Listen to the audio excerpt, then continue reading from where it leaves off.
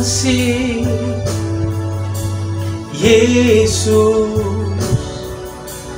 Yesus, terima kasih atas anugerah-Mu buat hidupku sekarang. Ku kan memuji-Mu selamanya, ku kan memuji-Mu selamanya, ku kan memuji-Mu selamanya.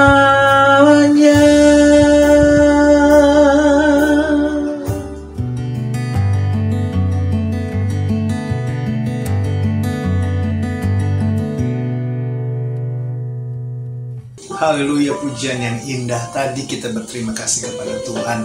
Pagi ini kembali kita datang kepada Tuhan sebelum kita memulai aktivitas kita dalam program Pagi Hari Bersama dengan Tuhan. Mari kita berdoa. Tuhan, tuntunlah kami sepanjang hari ini dengan kuasa-Mu, dengan hikmat-Mu, dengan pertolongan-Mu, dengan Roh Kudus-Mu Tuhan. Kami berterima kasih atas penyertaan Tuhan sepanjang hari dalam tiduran kami. Terima kasih, dan kami percaya sepanjang hari ini kami berjalan bersama dengan Tuhan. Dan orang yang berjalan dengan Tuhan, kami percaya kami akan melihat kemenangan, kami melihat pembaruan, kami akan melihat hal yang baik. Dalam nama Yesus kami berdoa, terangi firman-Mu ini Tuhan dengan Roh-Mu sehingga kami mengerti, sehingga akhirnya kami berjumpa dengan Tuhan, dan roh dan kebenaran. Orang berjumpa dengan Tuhan, dia akan cakap menanggung segala perkara. Haleluya, amin, haleluya. Saudara yang kasih dalam Tuhan, pagi ini kita buka Alkitab kita dari Matius pasal yang ke-7. Matius pasal yang ke-7 ayatnya yang ke-26. Matius pasal ke-7 ayatnya yang ke-26. Demikian Alkitab berkata, tetapi setiap orang yang mendengar perkataanku ini dan tidak melakukannya, ia sama dengan orang yang bodoh yang mendirikan rumahnya di atas pasir.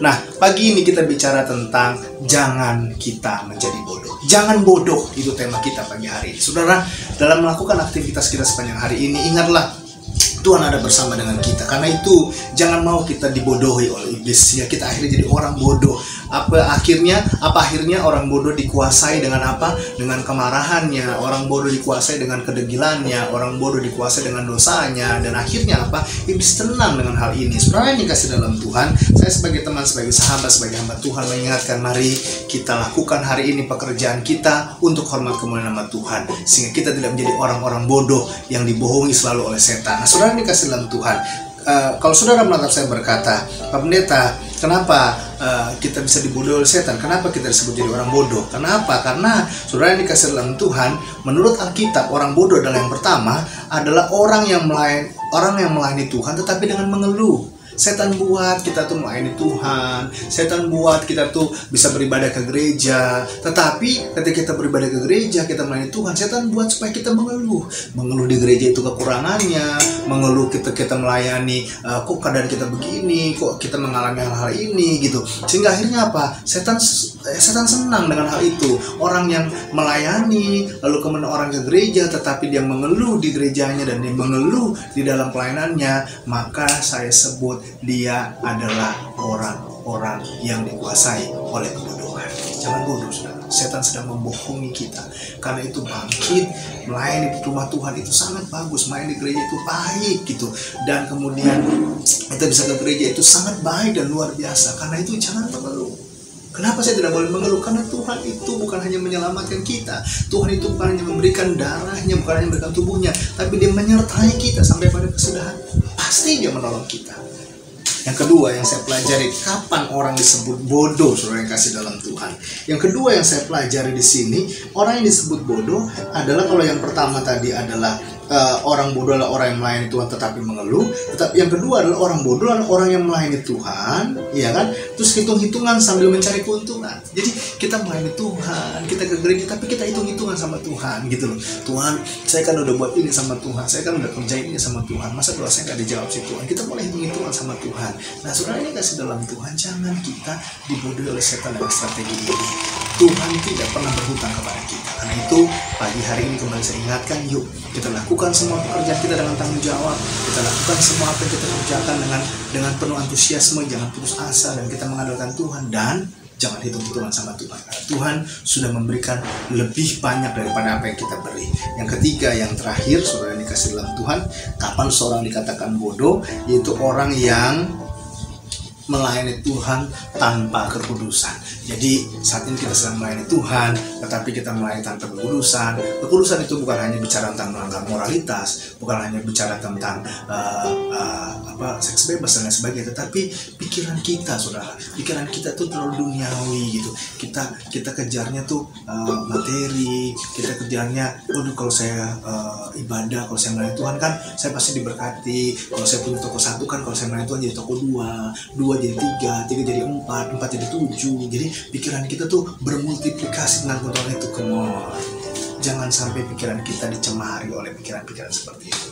Kita melayani Tuhan bukan karena toko kita 1 menjadi 2. Kita melayani Tuhan bukan karena kita tadi punya sepeda jadi motor jadi mobil.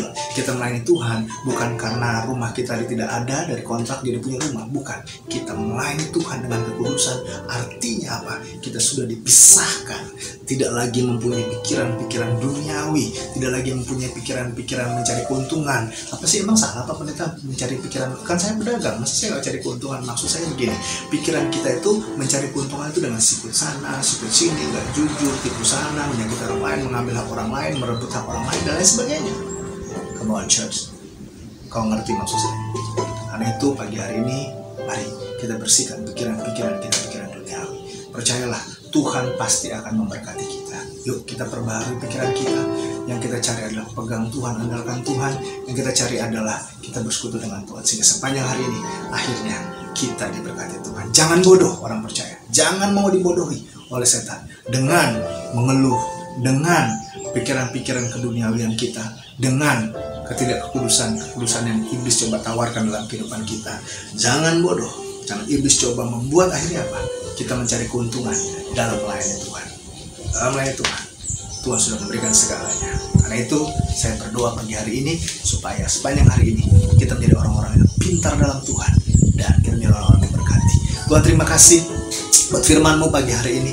Kiranya kami dikuasai pikiran kami bukan dengan kebodohan, tapi dikuasai pikiran kami dengan hikmat Tuhan, sehingga kami melayani Tuhan, kami bekerja di ladang Tuhan percayakan, kami bekerja dengan jujur, kami bekerja dengan tulus, kami bekerja dengan penuh rasa tanggung jawab, kami bekerja melakukan yang terbaik sama Tuhan. Karena ini yang percaya bahwa kami tidak boleh mengeluh, karena Tuhan sudah izinkan semua terjadi, dan Tuhan pasti buka jalan, Tuhan pasti tolong kami. Dimanapun kami bekerja, berkati tempat pekerjaan kami, berkati tempat usaha kami, pemimpin kami, dalam nama Yesus Kristus. Dan ampuni kami kalau kami sempat mengeluh, ampuni kami kalau kami berpikiran duniawi, ampuni kami kalau kami tidak hidup kudus. Dalam nama Yesus, mulai hari ini kami diberkati, diurapi oleh Tuhan, dan akhirnya kami melakukan untuk hormat kepada nama Tuhan. Di dalam nama Yesus kami berdoa.